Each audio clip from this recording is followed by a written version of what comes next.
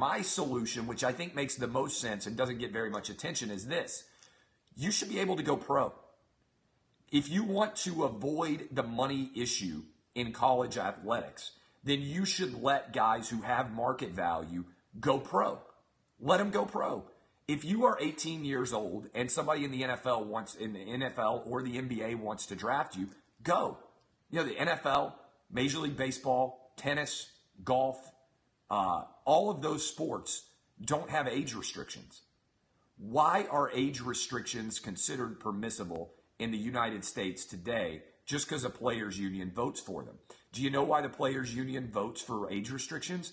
To help ensure that the members of the players' union who aren't that good keep jobs. If LeBron James can go straight to the league and be great, if Kobe Bryant can, if Kevin Garnett can, if Tracy McGrady and Amari Stoudemire all can, they can all go. And this idea that you're going to be a failure if you go, everybody points to Kwame Brown. Kwame Brown went straight from high school to the pros.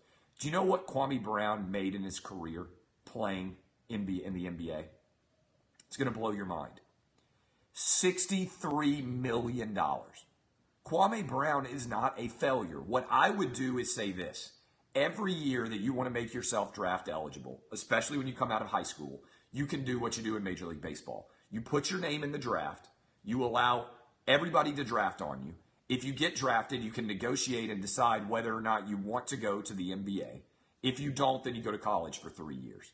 In college football, I think you should be able to leave at any point. I changed my mind on this after Marcus Lattimore. I saw him carry the ball 40 times for 200 yards as a freshman at South Carolina. Came back as a sophomore, tore up one knee. Came back as a junior, tore up the other knee. To me, this is no doubt at all. If you want to go pro in football, as violent and brutal as that game is, you should be able to go pro. If you don't want to go pro, you don't have to, but that would be my solution. That way the NCAA is not in the business of conducting investigations to see who or who did not get $100,000 in improper benefits, which is just a made-up phrase. Improper benefits is a made-up phrase from the NCAA because what it means basically is when you enter college, you have to leave college just as poor as you were before. So to me, that's the solution. I'm not sure whether anybody will ever get to it, but that's my analysis overall of the college basketball scandal.